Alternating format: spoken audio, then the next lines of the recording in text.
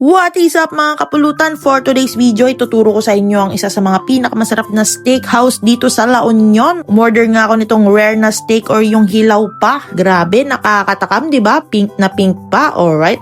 Ito lang to sa Jerry's Steakhouse and Grill located sa Pagdalagan Sur, Bawang, La Union, tabi lang ng Centrum Gasoline Station. Pero hindi lang steak yung binebenta nila dito, marami pa kayong pagpipilian sa menu nila. Second floor pala itong Jerry's Steakhouse mga kapulutan. Pwede kayong kumain dito sa labas kung gusto nyong makalanghap ng usok. Pero kung gusto nyo ng tahimik, malamig, may AC, dito kayo kumain sa loob. Alright.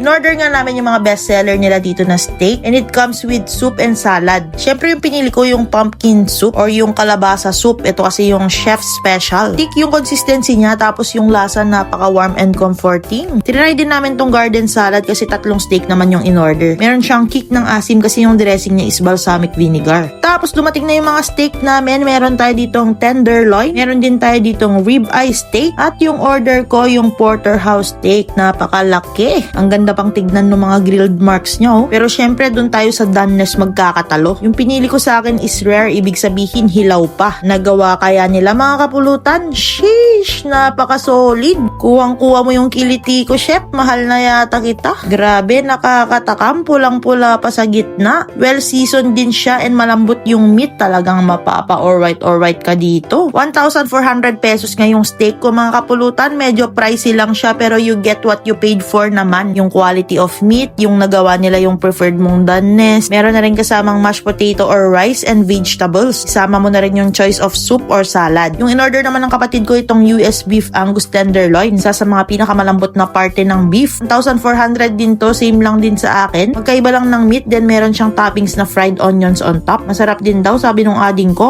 Alright. Ribeye steak naman nila 1,700 pesos. Mas mahal talaga yung ribeye pero mas nagustuhan ko yung porterhouse. Medium rare naman yung pinili nilang doneness kaya malambot din yung mga steak nila. Alright. Kaya kung naghanap kayo ng masarap at sulit na steakhouse dito sa La Union, subukan nyo na dito sa Jerry's Steakhouse, Bawang, La Union. Pero di lang steak yung meron sila dito. Meron din silang pasta, pizza, and isa sa mga favorite ko yung tapang kalabaw. So far, ito yung pinakagusto kong steakhouse sa LU. Pero kung may alam kayo, pwede nyong sabihin sa akin kung saan para mapuntahan natin yan. Alright.